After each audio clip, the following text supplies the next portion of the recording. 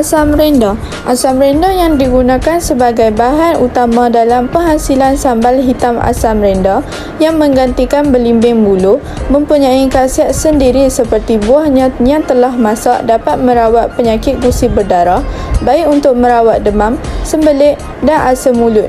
Selain itu, jus yang dihasilkan dari asam renda dapat merawat masalah kulit dan ia juga digunakan untuk menggantikan asam keping dalam masakan untuk memberi rasa yang masam. Sambal hitam belimbing buluh merupakan sambal yang digemari dan tahan lama. Tetapi masa yang diambil untuk menghasilkan sambal ini terlalu lama kerana belimbing akan direbus terlebih dahulu sehingga bertukar warna menjadi kehitaman. Proses ini mengambil masa selama 5 jam. Setelah melalui proses ini, barulah belimbing ini akan dijadikan sambal yang dicampurkan dengan beberapa bahan yang lain seperti ikan bilis dan bawang merah. Ia juga akan dimasak selama 2 hingga 3 jam. Disebabkan ini, maka terhasillah inovasi yang menggantikan belimbing buluh dengan asam renda. Penghasilan inovasi ini telah memendekkan masa yang diambil iaitu hanya menggunakan masa 30 minit sahaja untuk menghasilkan sambal hitam asam renda. Penggunaan asam renda yang telah menggantikan belimbing buluh tidak mencecaskan rasa yang ketara dengan sambal hitam yang asalnya iaitu belimbing buluh.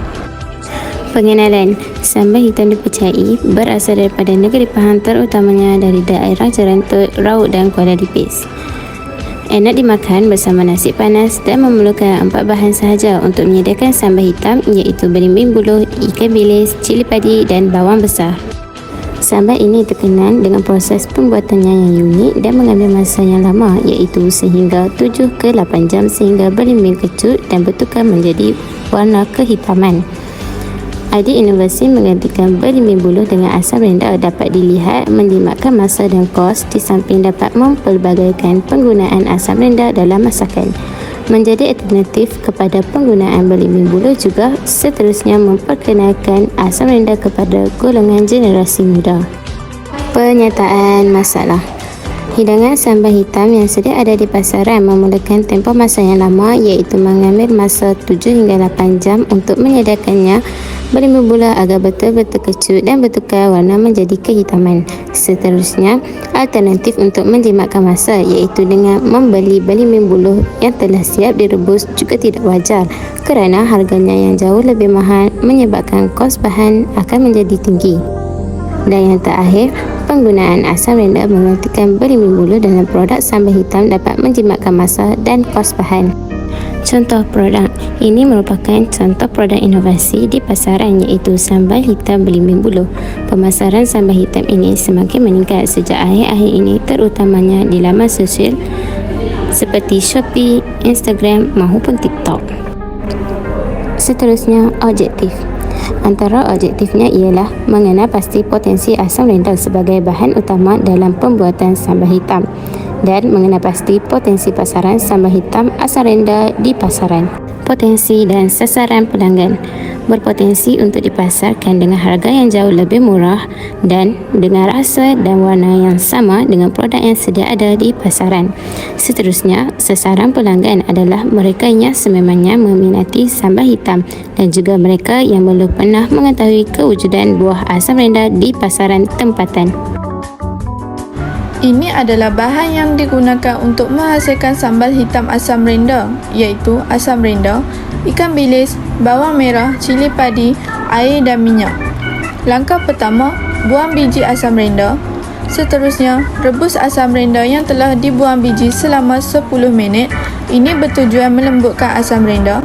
Kemudian, masukkan semua bahan ke dalam pengisar dan kisar kasar.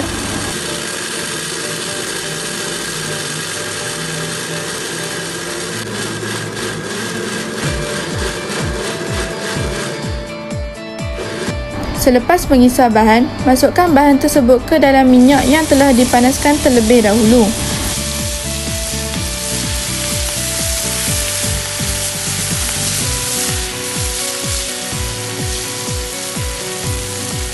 Seterusnya, perasakan sambal dengan garam dan sedikit gula untuk seimbangkan rasa masam, manis dan masin pada sambal.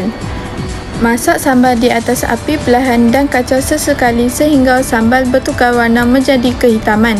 Anggaran masa yang diambil antara 30 hingga 45 minit.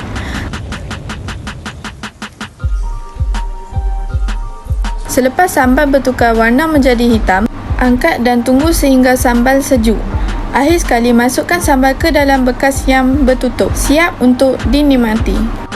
Seterusnya, potensi pemasaran. Yang pertama, harga yang berpatutan di pasaran. Kedua, produk pembungkusan yang menarik dan menjimatkan. Yang ketiga, lokasi pasaraya, kedai runcit dan kedai sebaneka.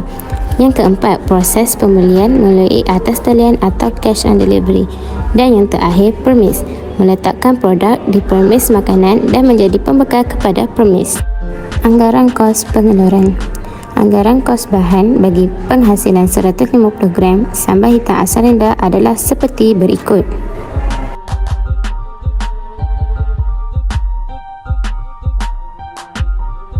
Ahli kumpulan kami terdiri daripada 2 orang penyelia dan 5 orang pelajar.